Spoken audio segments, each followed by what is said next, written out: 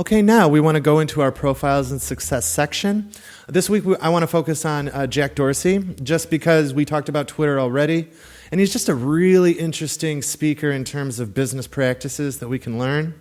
Usually I like to try to tie all of our sections together, and when we were talking about political weapons, I considered either talking about Jack Dorsey or I considered talking about Ayn Rand as a natural conclusion to a political topic.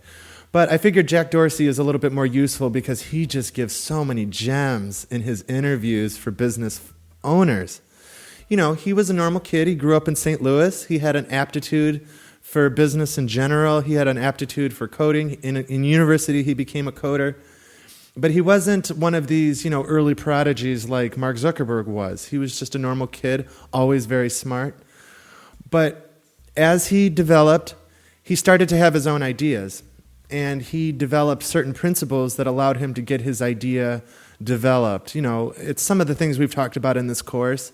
It's something that any business owner would like to do better. And he broke it down into 10 rules of success. And I guess I'll say them and then discuss them a little bit. I want to talk a little bit about his opinion of Apple afterwards, but let's get into it. So the first one is just do it. You have an idea. You think about it until you're blue in the face, and before you know it, it's become an obsolete idea. You have to do it. You have to take action. You have to challenge yourself to take steps that put it on paper, that put it on the screen, that put it into code, that reach out and make contacts with other people. You have to recognize the real threat to your idea is not somebody stealing it, but project creep. You could be preparing to do your idea for 2 years before you even make a business plan. Yeah, I have this great idea. I've been thinking it over. It's like, all right, well, when was the last time you took a step? Well, I'm, thinking about it every day, and the idea gets a little bit clearer every day. Well, I dare say that if you had just taken some action, more clarity would have come from that than, 100 of these days. So the second rule is simplify. I like crimes and business hacks to see business truths. But for automation, simplicity is actually the thing to study, because maybe the business hack was how you rolled out the business and how you contacted individuals, and crimes can show you how information is actually used by different individuals like this. But when it comes to automation, people don't want to be impressed by the way that it looks. People don't want to be like, wow, this application is interesting and fun to use. People want to forget that they're using the application at all. That's why simplicity is so attractive. And that's why a simple design, even though it maybe doesn't look like you spent millions of dollars on it, like Facebook. The original Facebook was almost all white and blue, a few, interesting positioning of content, but that was it. And it allowed you to forget the fact that you were participating in a social network at all. It was just an extension of your mind. Whereas when you used to go onto MySpace, there was all these opportunities to customize your content and, stack widgets and capabilities, and it was just too clumsy of a process. It was your experience with MySpace was much more about you interacting with this platform than it almost even was communicating with other people. Facebook put all that out of the way. They said this platform is finite. Now use its functionalities. And they've been proved, of course. You want to observe. You want to be a student of the world. You want to be aware of the nature of things. One fortunate thing about the people I've been able to work with in this project is that they have extreme knowledge of the way social media works, and I think we're building a good product based on information more than I'm capable of performing on my own. And so being observers allows you to not make mistakes and have better ideas. So beyond that, the fourth tip is to have your own vision. People are going to be coming to you telling you what to believe about all sorts of things.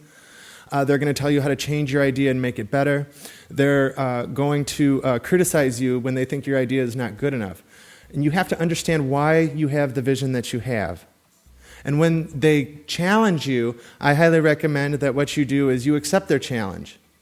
And then maybe over time, try to answer it.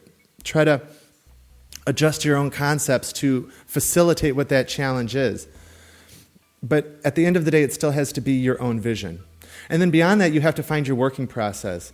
And it's so important to get it out of your head, to get it out on paper so that you can think about other things, so that you're free to process and free to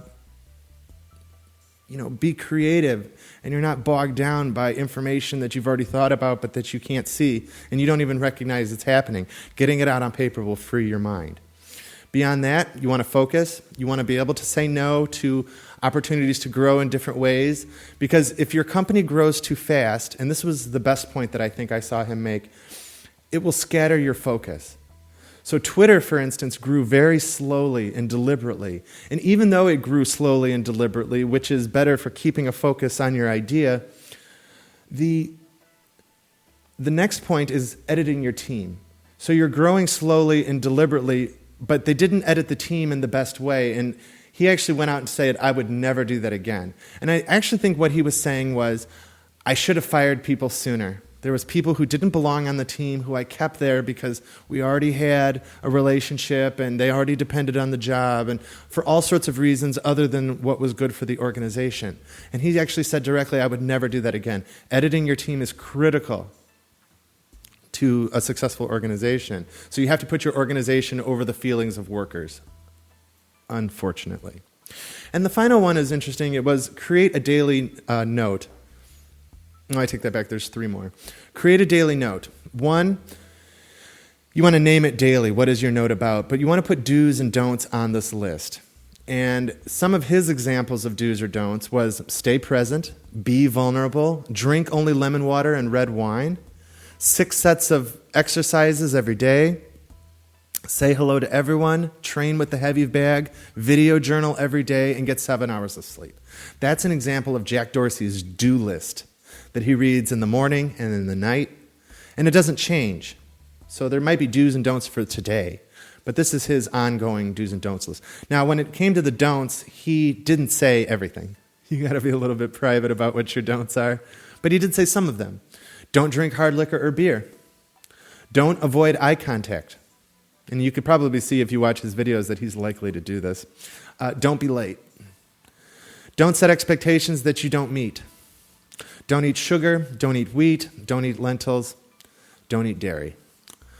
And he said these sorts of do's or don'ts are good for your company too, and it's good to review with your employees. The do's and don'ts for your company are there to help you innovate and move quickly. And so, every company will be different, but those are the reasons why you would do that. And a few final points that he emphasized, but not as much. Instrument everything, use everything.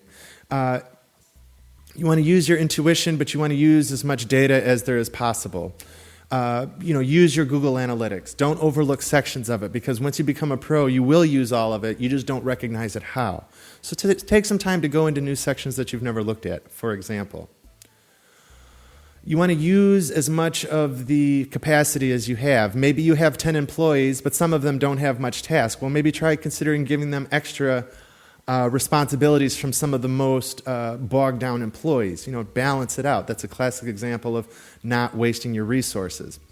And then the final one, and the one that he went into the most, because it's the most personal, I guess, he says, in whatever you do, whatever project you undertake, whether it's being the boss of a social network, or it's being a lawyer, or it's being a doctor, you want to go into it with a sense of daring and self-expression. It's about who you are, your truth, your value. How you look at yourself should be present in the work that you do. And then beyond this, it kind of comes down to the role of a shaman. You are interested in blazing a trail into the future. You recognize that people are going to see it and be inspired, but that is not your primary influence, your primary objective. Your primary objective is your own personal journey, but you're going into a new place. And so it's interesting for everyone. And so impart some of yourself in the work that you do. It's not just about getting the job done and collecting a paycheck. It's about leaving a legacy and building a portfolio and doing work that you know that you will be proud of. You'll be more successful as a result. Okay, so now I want to go into business supermodels. This is our section where we break down what it takes to develop a lobbying firm of your own. So we'll be right back.